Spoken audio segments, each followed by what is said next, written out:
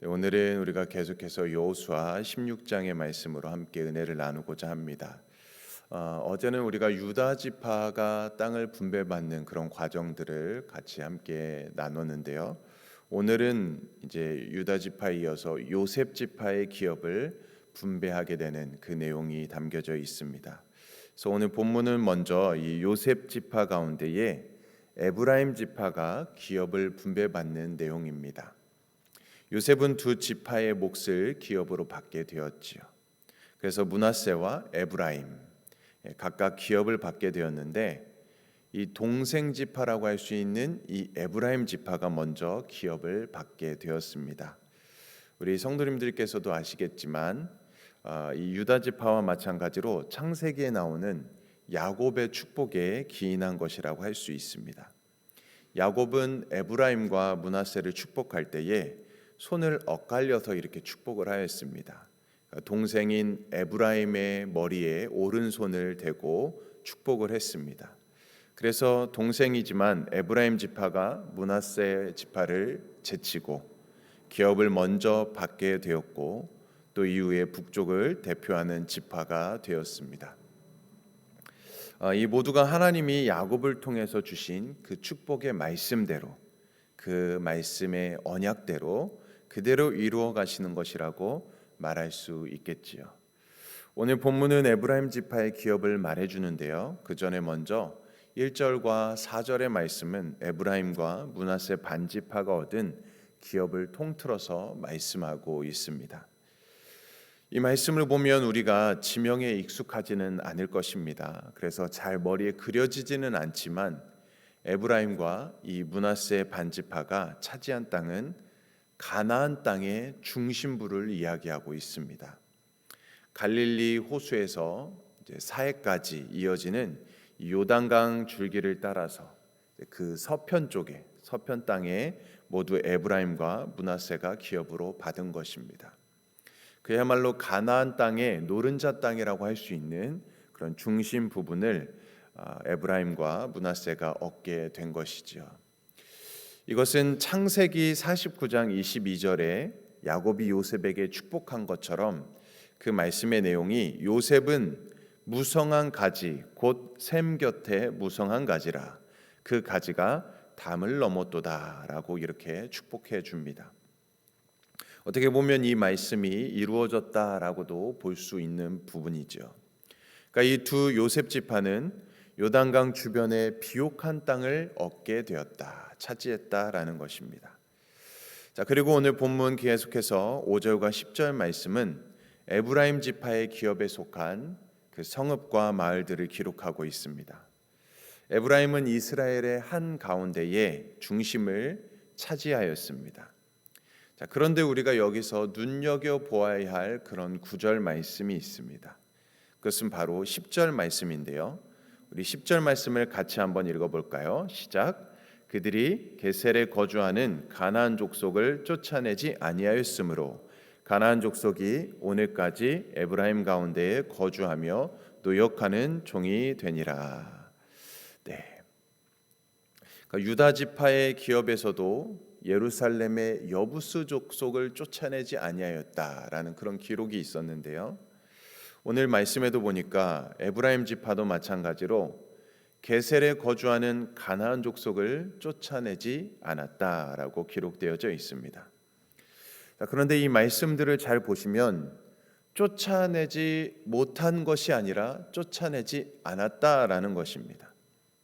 쫓아낼 능력이 없어서가 아니라 못 쫓아낸 것이 아니라 안 쫓아냈다라는 말로 기록되어져 있지요.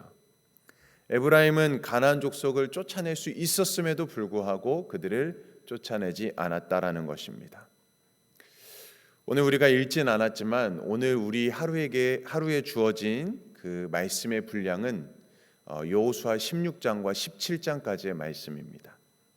그래서 그 여호수아 17장 12절과 13절 말씀에도 보면 이렇게 기록되어져 있습니다. 성경책이 있는 분들은 17장 12절 13절 말씀을 같이 보셔도 좋을 것 같습니다. 제가 읽어드리겠습니다.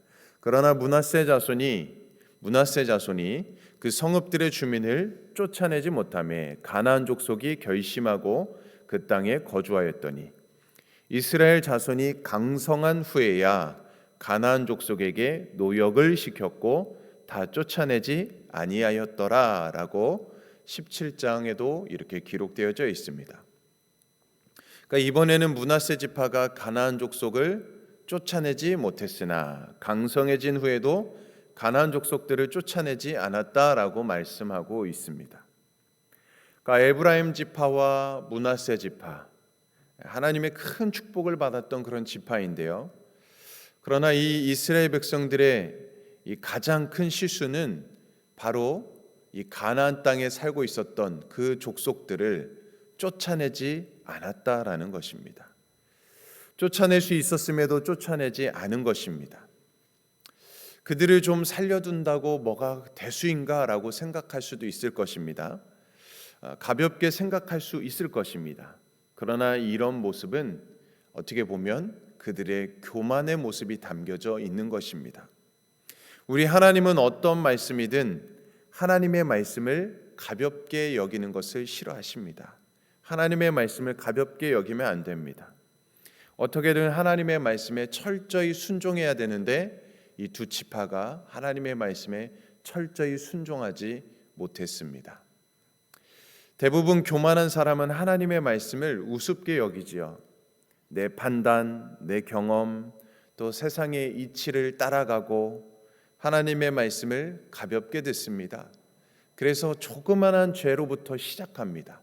그 조그만한 죄에게 틈을 줬더니 그 죄가 오히려 큰 비극의 결과를 맞이하는 것을 볼 수가 있습니다. 대부분의 그런 사람들은 이건 과학적이지 못하다, 이거는 비논리적이다, 비이성적이다 이렇게 이야기를 합니다. 그러면서 온갖 이유로 하나님의 말씀을 우습게 여기는 자들이 많이 있다라는 것이죠.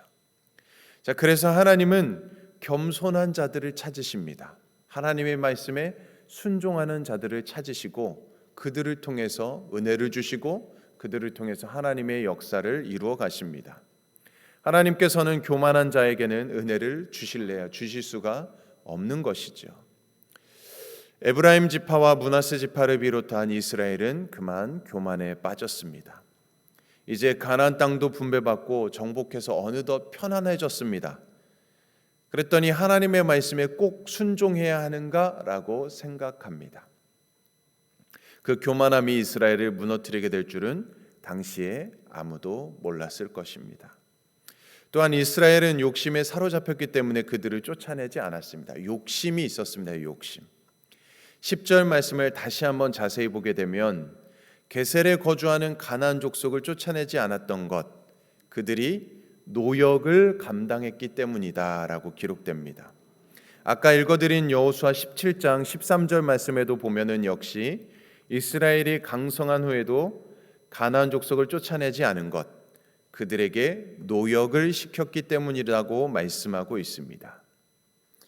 무엇을 이야기하는 것일까요?